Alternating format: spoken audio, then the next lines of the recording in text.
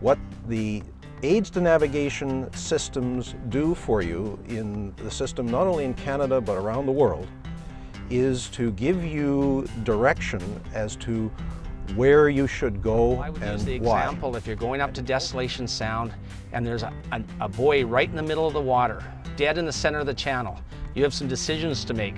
Do you carry on? Do you go to the port side? Do you go to the starboard side? If you don't understand what the road signs are, you can get yourself in an awful lot of trouble.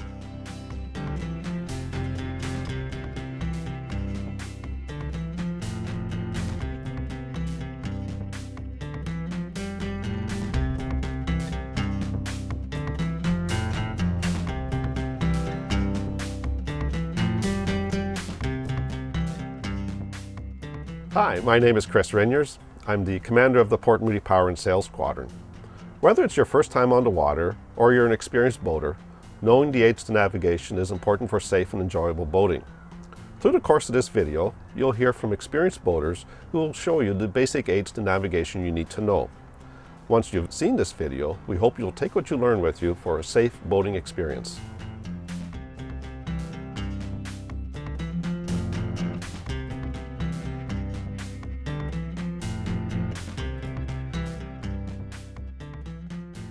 There's three basic systems within the total system. One is the lateral system, and it's parallel to the edge.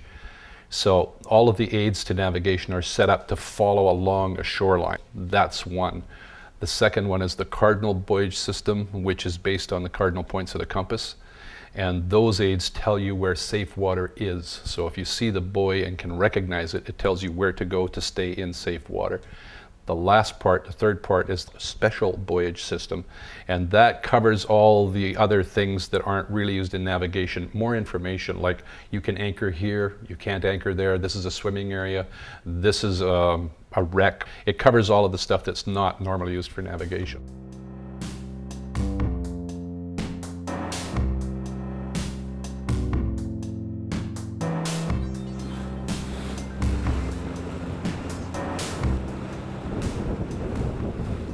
In the system, they use three different kinds of buoys. They use the structured or pillar buoys and are meant for large volume deep sea traffic.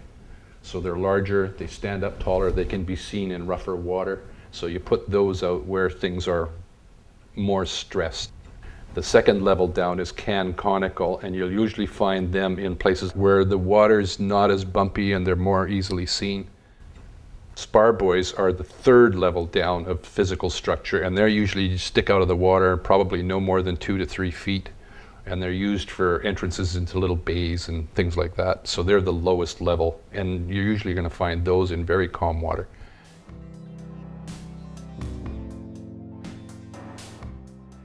Lateral system, which is a series of markers of all different types or buoys that have a color associated with them, either port or starboard, red or green.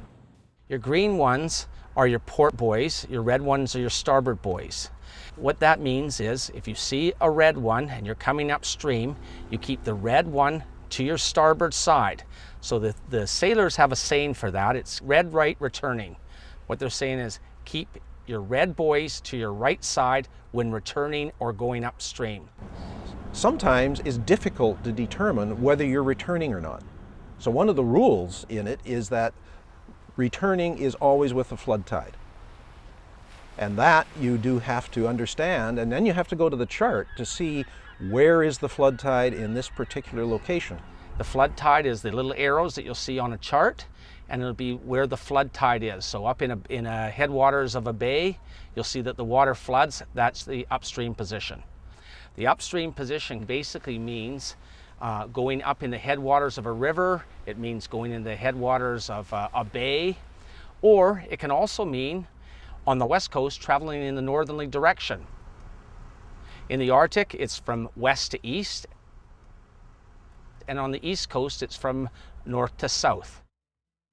Starboard buoy is red or red and white, and you always know to leave it on your starboard side or the right side when returning. A port hand buoy is green or green and white. You leave it on your port side when returning, or obviously on your starboard side or right side when you're not returning. A bifurcation buoy is usually in the middle of a channel that says you can go either side of that buoy. It's safe to do that, but depending on the color of the top of the buoy, there's a preferred side. So if it's red, for example, you'd leave it on your starboard side, and if it's green on the top, you'd leave it on your port side. A fairway buoy is like the center line of a major road. It's red and white, and it marks the center of a shipping channel where you normally keep right side traffic or starboard side traffic and leave it on your port. When you're going down the lateral system and you see these hand buoys, they are numbered. All your port buoys have an odd number. All your starboard buoys are red and they have an even number that's designated to them. You would find these numbers on your buoy out in the water, and you'll also find them on your chart. So the idea is that you check out the number on that buoy, you know where it is on your chart, and you can give a vivid description of where you are. That's one of the advantages to knowing your aids to navigation.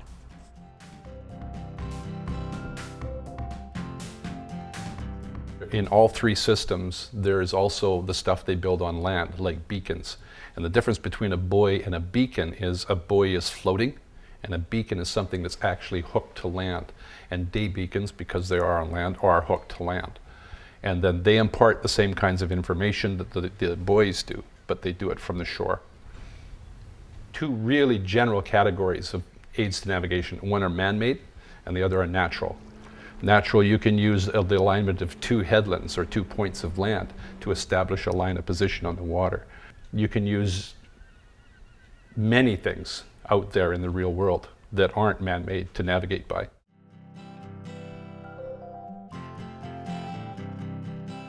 You've got a port hand beacon, which is a concrete pile with a green top.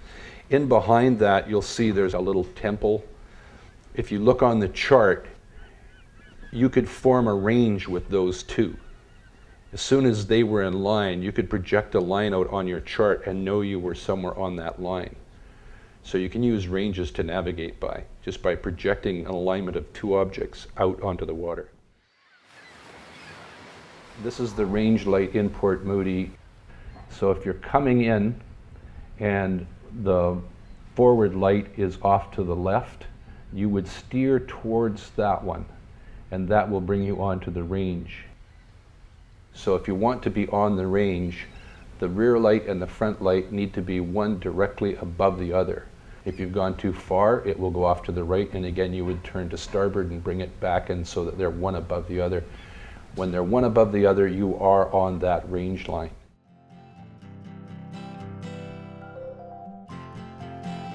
Second system is the cardinal system. And that is a system based on the 4 cardinal points of the compass. They're yellow and black with unique day marks and flashing sequences for each one.